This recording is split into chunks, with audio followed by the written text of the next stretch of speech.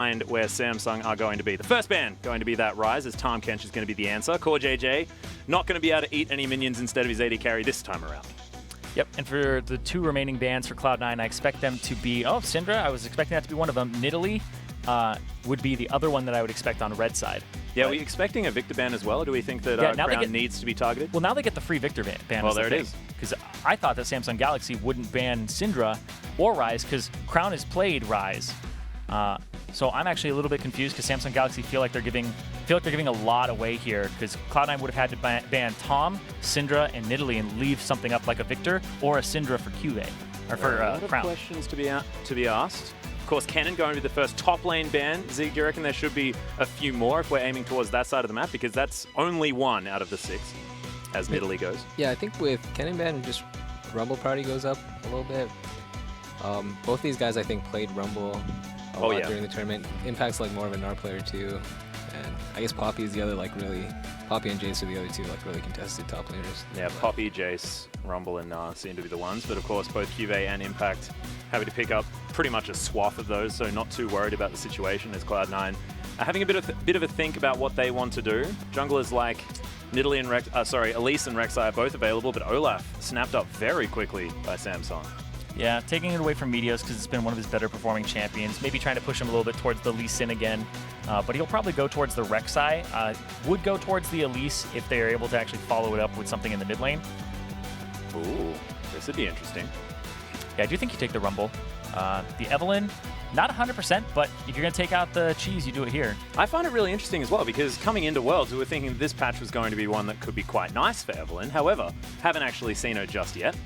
And we're not going to in this first round of picks from Cloud9, as Caitlyn and Rumble are both going to be locked away. Pretty standard stuff here. Although Sneaky's Jhin was up and he decided to go with Caitlyn. Caitlyn's just super good right now. I feel like blue side, you'll see Caitlyn Alistar first rotation in a lot of these games that will be played. Mostly because it's just very lane dominant with the Caitlyn, and then you can pick whatever support you want and you win the lane pretty much. Yeah. She's kind of unrivaled in that. So we are seeing a lot of Caitlyn bans or first picks near the end of last week, and Cloud9 have definitely carried that over into this one. Well, Karma and Cassipeia locked in instantly from Samsung Galaxy. We've seen a lot of Karma bans. Her win rate is not necessarily stellar, a little bit below 50%, I believe. What? Yep, right there. I think, yeah, Karma Caitlyn pair is probably just really annoying, because like with Caitlyn, you can pretty much get perma shove on every lane, and you just, like, both of those guys will hit you under tower if you get there. So I think Nami's just as annoying though. So especially Nami Caitlyn, that is pretty despicable. But yeah, I guess the Karma pairs pretty well with Olaf. You can speed him. It's like the only real run at them comp that kind of works now. Wow, once again, we're going to see some Orianna here as C9 locked that one away as well as the RekSai for Meteos. See whether he goes for his Durham's Fist build. Yeah, out of what's left, it's really Orianna and Varus that are considered the Cassiopea counters in the early game. You can zone her out with the ball and just kind of keep it in choke points so she can't approach. And then I definitely expected the Jhin to come through here with the Karma. It was that or Ezreal for Ruler, but he's been favoring the Jhin a little bit more. Yeah. And then CuVee in the top lane with the Ekko against the Rumble. He'll get shoved in early. He does have a little bit of kill potential, I want to say level 5-ish, when he's able to dive in and just kind of run down the Rumble. But besides that, it's kind of Rumble's lane. Yeah, I think Rumble definitely wins pre-6, and then if Ekko can get a good base, or Ekko sets up for ganks pretty well too, maybe that can get turned. But yeah, I don't usually see people pick Ekko into Rumble actually. Ekko's top laner that kind of fell out of I find it a little bit interesting that it was picked over things like the Gnar, things like what we were talking about earlier on. Well, I'm super surprised at Samsung Galaxy's bans, because all three of these champions are things that you are first pick worthy for you. Yeah. Right? And they, instead of banning the Olaf and maybe getting one of these or forcing Cloud9 to ban one of these out, they just do it themselves. These are 3 champions they've played. Yeah. It's actually really interesting that they went for not just picks that they don't play, but that are just overall strong. It's almost like red side bans. It looks very similar to red side bans because, of course, Syndra needs to be taken away. Rise, we've seen a massive resurgence of popularity, especially in week 2 of Worlds. But Samsung just wanted to play it as safe as possible, and in a game 1 of a best-of-5 series, I actually really like this, making sure that you're going to be able to start off knowing exactly what you can play against, because it's likely that we're not going to see a lot of those picks throughout this best-of-5.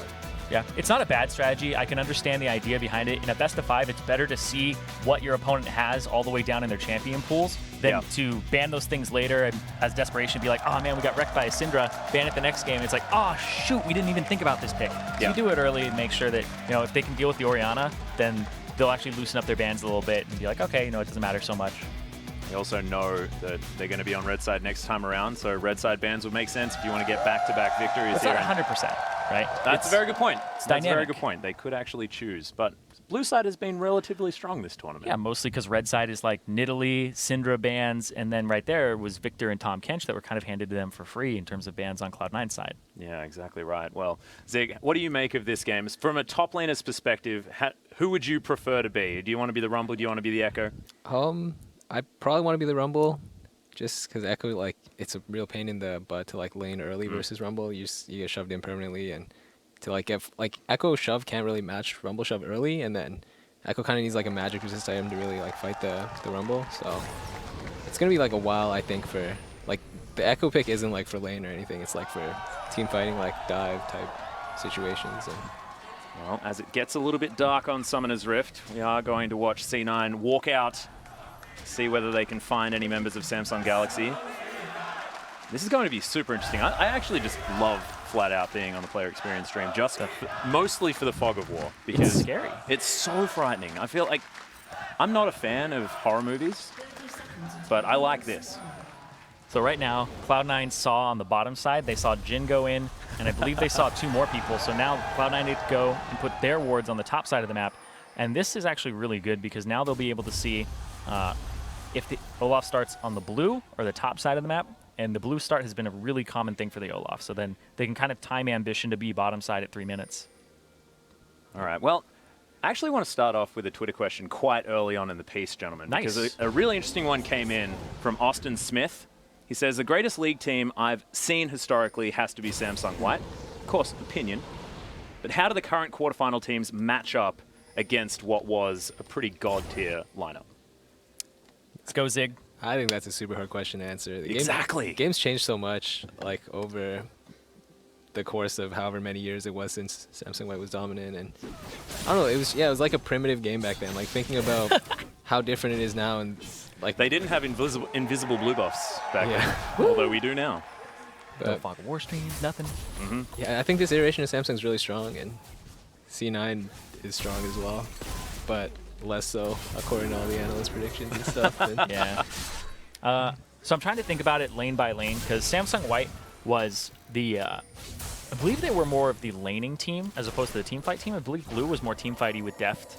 Blue was just the Samsung White Kryptonite. Yeah, except for Worlds. Yeah, except for Worlds. But yeah, blue was all about that mid-game rotation, and white was more about crush you in lane and have Dandy go off. I think Dandy's better than Ambition, and kind of always has been. Because Dandy really set a whole bunch of trends in the jungle, really kind of patented the aggressive style for that season in Season 4. And macro control. He sort of was really, really versatile, Dandy, as a jungler. Why is this RekSai doing blue buff? I don't know. It's actually just to be sneaky. But right there, you saw that a ward came over the wall, which I'm not sure whose it was from the enemy team. I'm going to guess that it was Ambition. But we can see everyone else. His trinket's still up, so I don't know. Unless it was like a really early one or not. We don't have vision, though. I don't know. Nah. Oh, yeah, maybe. Wait, should I cheat on... No, actually, no. I feel like it was CoreJJ because he was out of lane. We can't know. Yeah, we don't know. We can't be cheating here, Zig. Yeah, but it may have been Crown. I don't know if he actually went over to the side. But a lot of mid laners will shove up and then go ward it. I didn't see. This just in, it was Crown. It was Crown? Okay. Yeah. Perfect. I cheated. Yeah. Oh, you cheated? Okay. I have friends in my ear. Yep. They didn't tell me, but... Regardless, yeah, you shove up the mid, and then against the RekSai, you go there and you pick it up. But what Meteos has done is he's done like the weirdest RekSai route we have ever seen. He's taken his blue, he has not taken his red. And he's doing this so that he has his red for longer during the gank period of the game. Because if you start a RekSai route on the top side and you get your red, that red is just ticking on you while you're like, all right, blue buff, mid laner, come here, pick this thing up. And then you're like, oh, my red buff's halfway done. Oh, Jensen going to speed himself up here. Possible first blood, but the undertow is going to be dodged. And the Ghost is going to get Jensen out of there. Oh, he picks up the axe as well. Nicely done. Gank avoided. That's good, though, for Meteos, because Meteos now knows that he has a summoner spell advantage over Ambition. And Ambition is on the top side of the jungle, so bottom can be aggressive if they want, and he can start making his way down there with a red buff. Yeah, the RekSai should be able to push the Olaf around now, I think, too, just because he has a red buff. And I'm pretty sure Olaf should expire. Yeah, pretty soon. Assuming he did like a normal clear. And yeah, I guess with the RekSai taking the blue is not that bad, just because if the enemy finds that the RekSai, like most RekSais don't clear their blue, right? So it's an easy steal, I guess, for the other jungler if they don't secure it early on.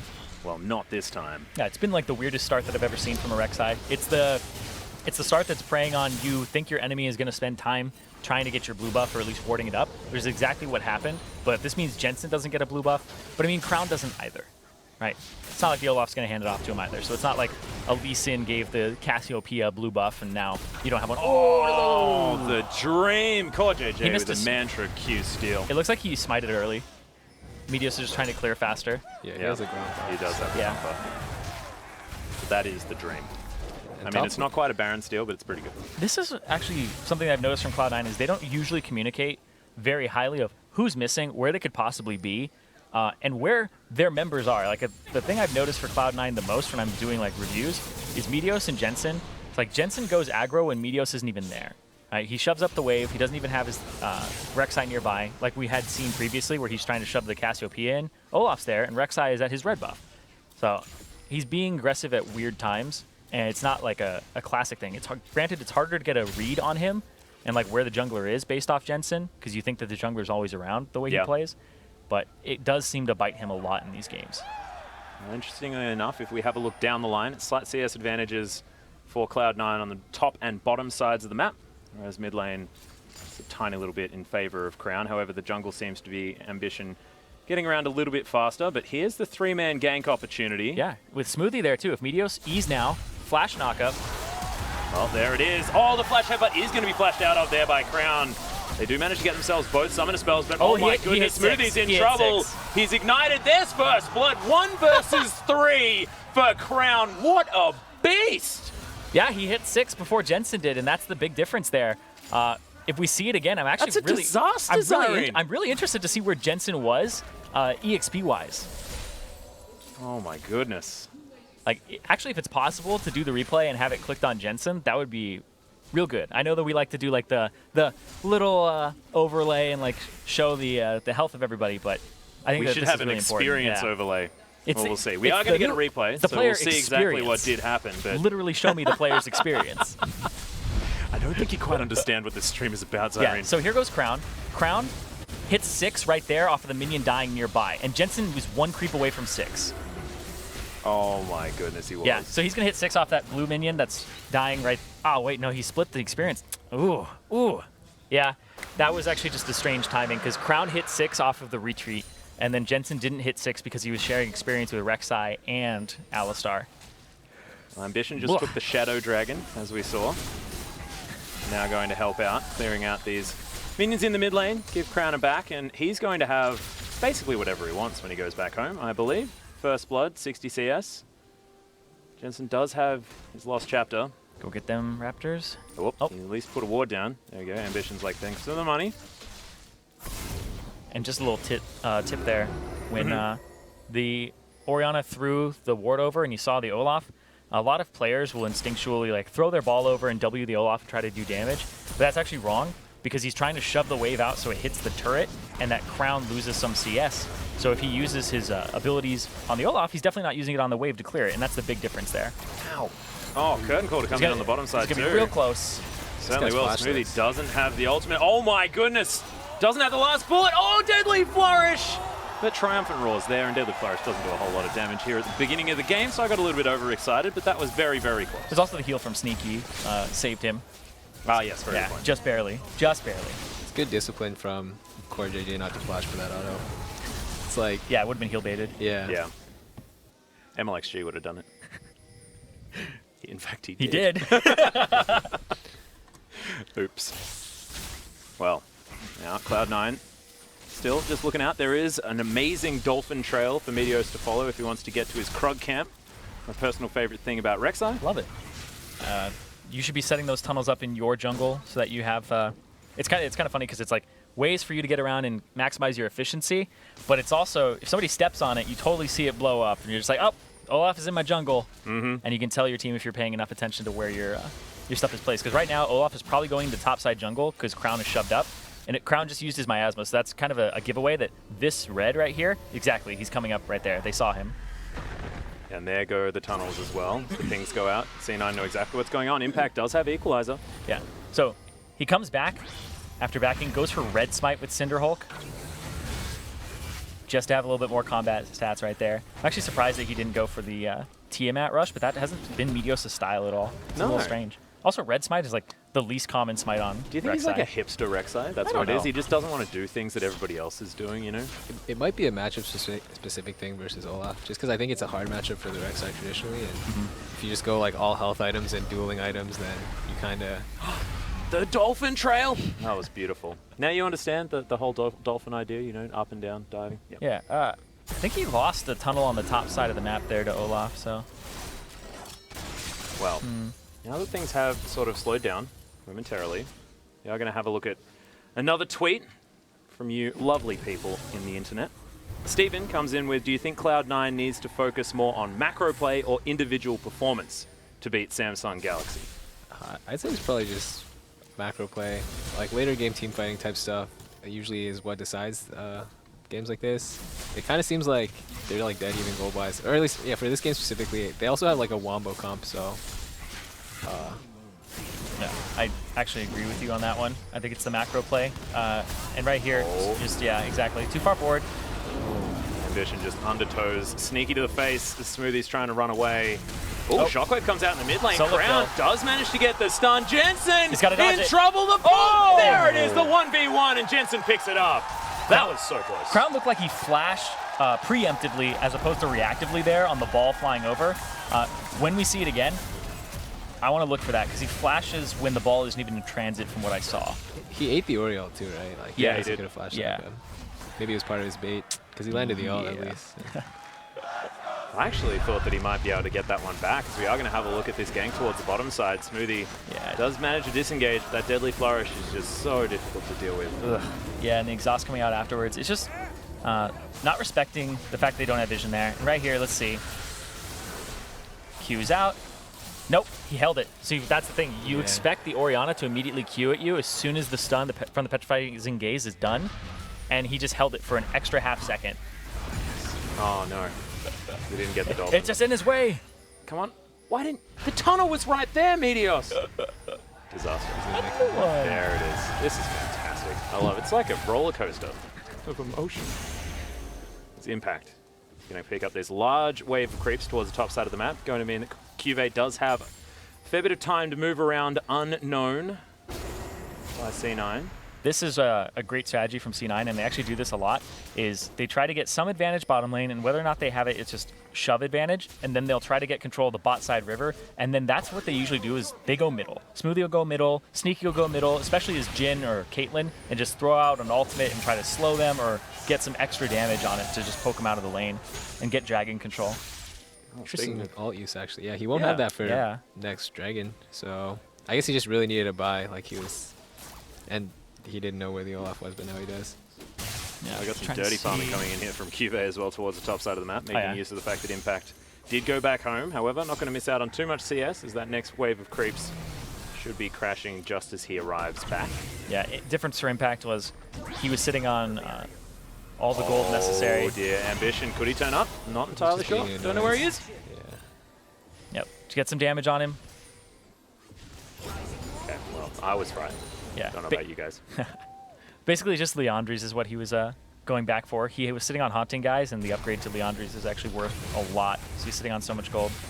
Oh, now he knows exactly where Olaf is. Yeah, would you say that that was a silly idea to throw an undertow at Meteos there, give away your position? A little bit, and there goes the smite, so yeah. Well, Meteos going to get himself out of there. Ambition, we're going to chase him down, but of course, lane control rescinded in the mid lane as Smoothie does have the ultimate, but takes a heck of a lot of damage. Impact possibly stunned here towards the top side, has to flash in a 1v1. Meteos gets a nice knock up onto Ambition, but this may not be a fight he wants to take. The ball comes in. Oh, the hula hoop. That's not the Oh, what? Meteos, careful.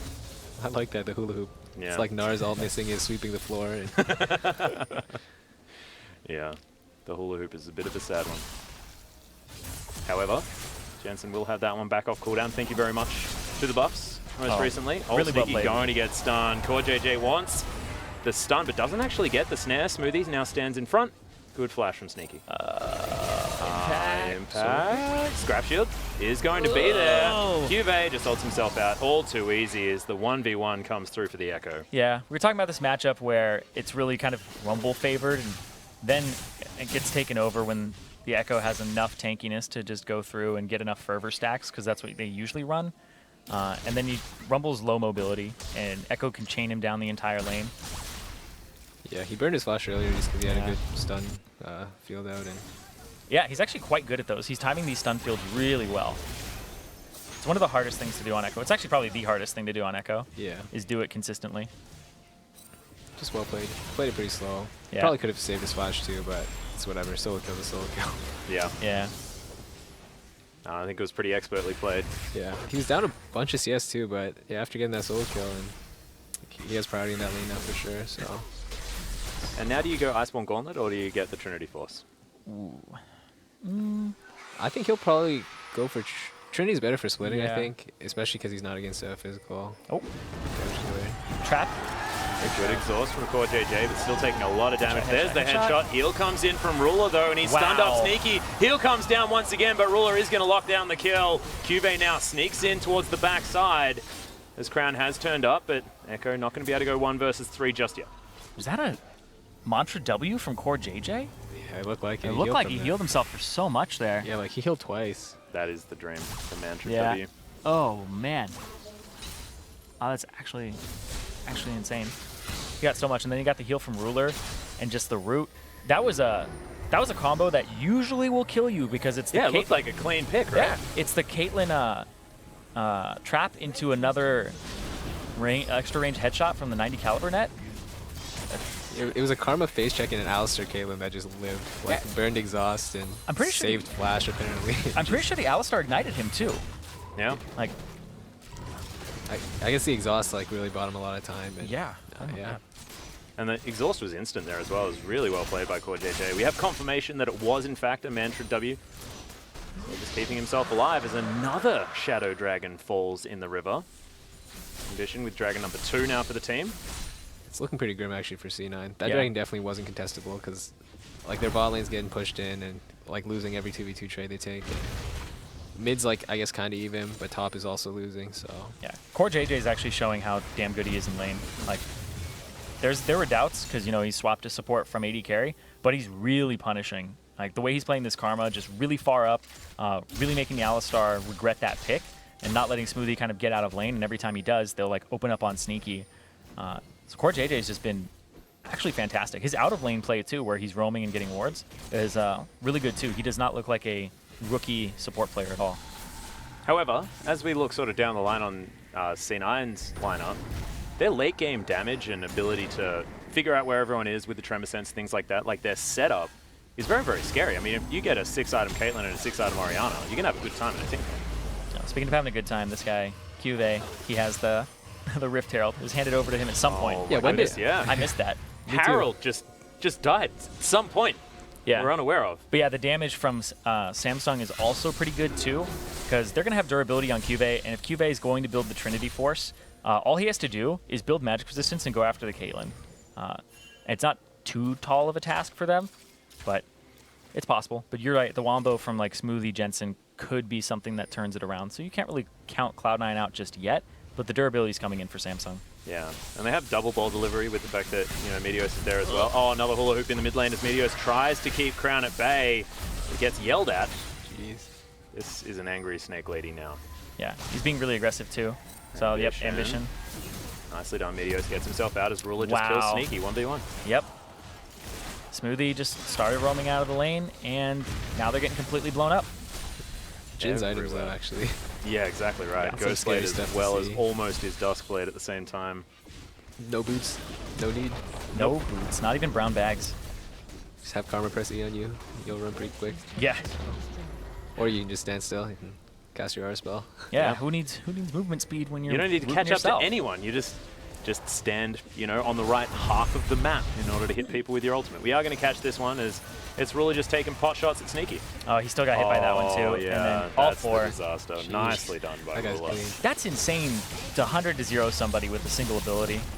And this is often what we would look at Ruler and say, what are you doing pushed up to your inner turret? In a game where Samsung have so much control, that only makes it more scary. So the reason he was pushed up that far is Crown had just 2v1 mid against Meteos and Jensen, and then Ambition was coming up from this side right here where we're looking at, up through the river towards blue, so they knew that nobody was on that side of the map, that Ruler can do whatever he wants on that bottom side. And he actually roamed a little bit towards Ambition before he opened up. It was just really well done. Like, Samsung are really good at moving relative to their other members. He also just often gets caught. But this time, you're exactly right, was definitely the right decision. So we do have some more tweets coming in, gentlemen. One about the Orianna pick in the mid lane, which is Benjamin Parker says, does Orianna fit well into the Worlds meta? And I find this is going to be an important one. We'll get to it, though, after Ruler gets out of the bouncy castle. He's going to blow his heel, should be able to get out. Yeah, like, how does he get out of that? He just had the whole team open up on him. Oh, no, Impact. Yeah. Ooh. Well, Ambition actually looking to go for the 1 versus 4 against Cloud9. CuVee makes his way through the backside, and Samsung are so far ahead. CuVee's going to grab another kill. That is beef for dinner tonight, as Sneaky's just going to get shot as an afterthought, and Samsung wipe the floor with Cloud9. Yep, their winning lanes didn't win enough. This is looking really bad, actually. All of a sudden as well, I felt like the early game wasn't that bad for Cloud9, but then these incremental advantages have just stacked and stacked and stacked. And now CuVee's got a Trinity Force, there's a Spirit Visage on Ambition, Duskblade's done, there's 2 items on Cassipeia, and it's looking like a whitewash. And CuVee goes for a Magize as well. Oh, the dream. He's got 8 stacks, man. Yeah, they gave him that Rift Herald, and that really just blew that matchup up top. He already got a solo kill, I believe, before he got it. And so now Impact is kind of out of the game. Sneaky is out of the game off of plays that they were trying to make on the bot side themselves. Also a good gank from Ambition, but what I've been seeing here is Samsung, with the gold advantages that they get, they really know how to pressure and they really know how to exploit Cloud9's lack of vision. Yeah. That's the thing, is Samsung really understand, hey, once we have a lead here, we can always push up, and if we go in Fog of War, they don't respect it enough. Oh, Smoothie! He's going to get poisoned to death. And they grab the Baron. They get another solo kill on the Rumble on the bottom side of the map as CuVee grabs that one. They get a 4-man Baron. Samsung all over this game. Right as you were talking about lack of vision, they were just sneaking a Baron at 20 minutes casually. Just a casual Baron. Yeah. I think one Mountain really secures it, but yeah, like Cassio has really high Baron damage. And I don't know. Yeah, it's kind of over for Cloud9 at this point. Like, even with their Wombo, they'd have to last so long, and we've already been seeing that they don't do enough damage to get through this magic resistance, and Sneaky's 0-4 and doesn't even have a second item yet. It's some serious turtle time. Yeah, it feels bad. Yeah. This is also the nightmare time for Caitlyn, just in general, even if you're not super far behind, as there's another ult out of Jensen. CuVee not going to get too far away. Good knock-up from Meteos, and they do manage to get the shutdown. Would have liked that one on Sneaky, to be perfectly honest, Meteos, but we'll grab a kill if we can find one. Yeah, they lose mid-turret for it, though, so overall it's still a negative gold trade. He instantly sells his Magize. It's not worth it anymore. It's great. So like 12 stacks? 2 stacks. Crap. All right. Oh, dear. But that's actually really cool. I'm glad you noticed that. Because most people are just going to hold on to it. Like, I put the gold in here. Like, I don't even think he bought an item after selling it. I think, did he finish his Spirit Visage? I think he had a Spectre's Cowl. Oh, maybe? Yeah, he had a cowl. Okay. I think that's just disrespect from CuVee, though. It's like his team was getting pressure on the map, but he's just like, I feel unkillable, I'm going to stand up here. And then he doesn't flash the Oriole, and just I feel like Magize is largely like a mana type item, you know, like not you know, talking about the resource mana, but more like, you know, you unleashing some of your manas by picking that item up. More like mind games, you know? Oh, manners. Yeah. Okay.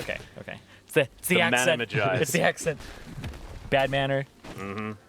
Yeah, we say a lot of words very simply. He's hiding. Ruler going to Ghostblade himself around, Sneaky. Just going to say, nah, I don't think I can go for this. I think it's another Drake. Not even a 1v3. Mountain's really good for this team too, because like in Sieges it helps, but if they end up stalling out for whatever reason, it's just like a 5-second Baron instead of a 10-second one. Another one. These Shadow Dragons going down left, right, and center. Thankfully, we got to see the Baron fall down. But these Dragons have been uncontested the entire time. Cloud9 just... We were talking about their vision stats earlier on. And it's just not a good story. We'll see whether they can turn it around for game number 2. In a 5-game series like this, having a game 1 experience like this one will be very difficult for Mentality. And Sneaky is even going to get caught up. I'm actually interested in the warding stats between these two teams in this game because I actually don't think that Samsung have been necessarily warding more than Cloud9. Like, maybe they're warding slightly more, but I don't think it's enough to be like, oh, Vision is really winning them the game. I think it's the lanes that are winning the game. Oh, Q-double up. 3-man Shockwave out of Jensen. Just doesn't do enough damage at this point in the game. Jensen going to get stunned, and Crown's going to be able to pick up that kill. Samsung Galaxy just... I'm running out of adjectives that are brutal enough to describe this game. You might need to help me, gentlemen, as Crown is going to flash forward, get another Petrifying Gaze. Meteos dodging abilities, but looks like this game is beginning to be over at 25 minutes in. Meteos gets exhausted. Miasma's there. He's super dead, or at least down to his Guardian Angel at this point. Smoothie's going to fall. Deadly Flourish, just the tip. He's going to help pick that one up as Meteos is going to die as well. Double kill comes out for Ruler, who's all over this map. This is ambitious from Impact, who's trying to come in through the backside, but I just don't know whether he's got enough. And that equalizer is still on cooldown. He gets the shutdown. CoreJJ in trouble as Sneaky's just getting beaten to death by an Ekko. What the heck was that damage? Rip Hero's pop. Exactly right. Just a fun game to be Ekko. Yeah. He's having too much fun, actually. I feel like this is the CuVee highlight reel at this point. He's just trying to get some kills. There aren't always a lot of games where it's fun to be Ekko, but this is definitely one of them. Is he going to punt him into Fountain? No. He's going to have to. CuVee's oh, don't tell me he had game here. One more. Oh my goodness! Oh. The shutdown comes in, and C9 saved the Nexus for now. The pain. Oh, but unfortunately, it just does not feel like this is going to last much longer. Alright, so I got some of the warding stats, and Samsung have placed about like 120, and Cloud9 have placed about 84. So there is a big difference in the warding in this game. Yeah. And even in terms of clearing, Samsung have cleared almost half the vision of Cloud9, whereas Cloud9 have cleared about 30% of the enemy vision. Does a lot of that come down to the fact that Cloud9 have had so much pressure on them across this map? The fact that Samsung Galaxy have just had so much more room to keep vision in? Yeah, it's much easier to place wards. Like, this is kind of a given where you have a Karma Jhin, you shove in the lane, the Alistar and the Caitlyn are there. The Alistar either roams and places defensive wards, or you sit in lane and you don't place a ward, whereas the Karma gets to go do whatever he wants. He can go roam mid, put like a pink on the backside of red. He can go to your blue and ward that up. And that's what CoreJJ has been doing, is leaving lane all of the time. It was quite interesting. Samsung Galaxy decided to take down the last remaining inhibitor turret instead of running through and trying to backdoor this Nexus.